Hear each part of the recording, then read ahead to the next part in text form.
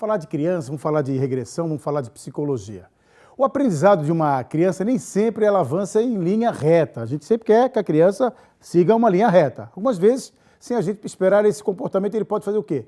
Retroceder. Isso pode acontecer, por exemplo, com a chegada, por exemplo, de um irmãozinho. Irmãzinha ou irmãozinho.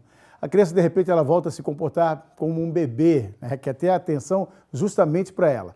Isso é que os especialistas chamam de regressão. Para falar sobre esse assunto, a gente recebe aqui no estúdio do BG News a doutora Marina Sorrentino, que é psicóloga, e vai abordar essa questão com a gente nesta terça-feira. Doutora Marina, obrigado, né, pela presença aqui no estúdio. Oi. Nesse friozinho, né? Não é o frio lá do teu estado, do Rio Grande do Sul, né? Mas já virou manezinha também, né? Já virei manezinha, já fico assustada com o frio também. Tá um friozinho.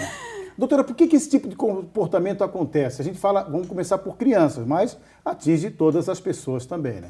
É porque assim, Dino, o que acontece? Quando, o tema de falar assim um pouquinho, quando nasce um irmãozinho, quando o reizinho da casa passa a dividir, tem que compartilhar as coisas dele, tem que entender que tem um outro irmãozinho para compartilhar e para dividir. Isso geralmente acontece mais até do que a gente imagina, porque é bem comum no consultório os pais me procurarem desesperados, tive o meu segundo filho e agora o meu filho mais velho ou do meio, um deles, o mais apegado ou o mais distanciado, isso depende muito, né? Não tem uma fórmula, eles acabam regredindo. E aí volta a chupar chupeta, volta a usar fralda. Isso é muito comum. É bem comum e isso acontece.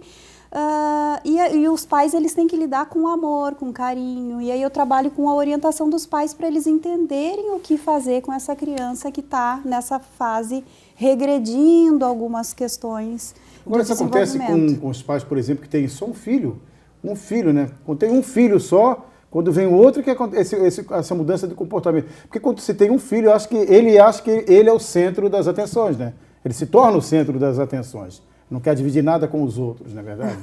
Sempre acontece. Filho único tem essa tendência, porque tudo ali na casa é para ele. Então, ele é o reizinho da casa, que a gente chama, né? Ou a rainha da casa. Então, é super comum acontecer de ter ciúmes, ou às vezes é um filho único, mas tem um único neto, e aí tem um segundo neto que vai nascer na família. Às vezes não é nem um irmão. E aí a criança volta a chupar o bico, volta a fazer coisinhas de bebezinho. Isso é bem comum.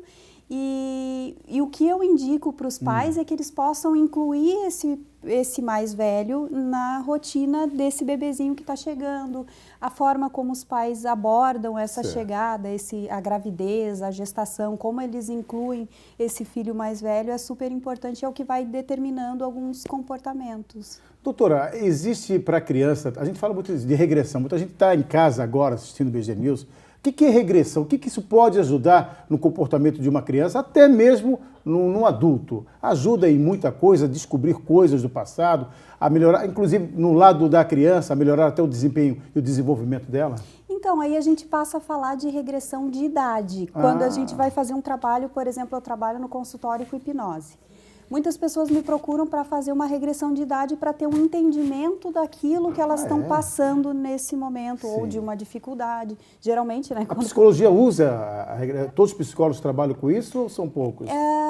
Ou é dentro da área da psicologia também? É dentro da área da psicologia que a gente vai trabalhar a regressão de idade para compreender as fases do desenvolvimento onde teve algum déficit no desenvolvimento, ou onde falhou, o que a gente precisa fazer de ajuste, como que a gente pode aprender a lidar com isso, entendendo coisas do passado para daí, né, ter novos comportamentos, pensamentos. E a regressão, no caso para a criança, ajuda também no desenvolvimento dela em tudo, no lado familiar, no seio familiar e no lado educacional também, né? Sim, eu trabalho com as crianças no consultório muito a terapia da linha do tempo, que é voltar, então crianças, por exemplo, que têm 10 anos de idade. Existe idade? De 10 anos. Não, a terapia da linha do tempo ela é para qualquer idade. Sim. Mas como que eu trabalho no consultório com crianças?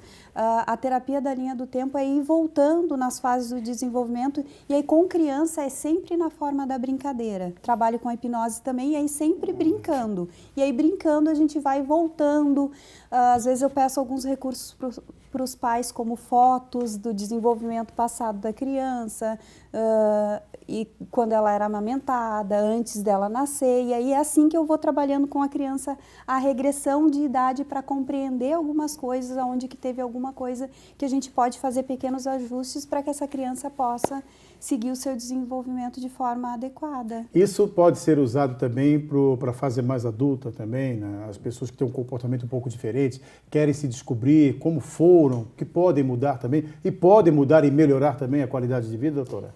E é importante ressaltar assim, que quem procura um psicólogo não é só quem tem problemas, né? Eu fujo de psicólogo.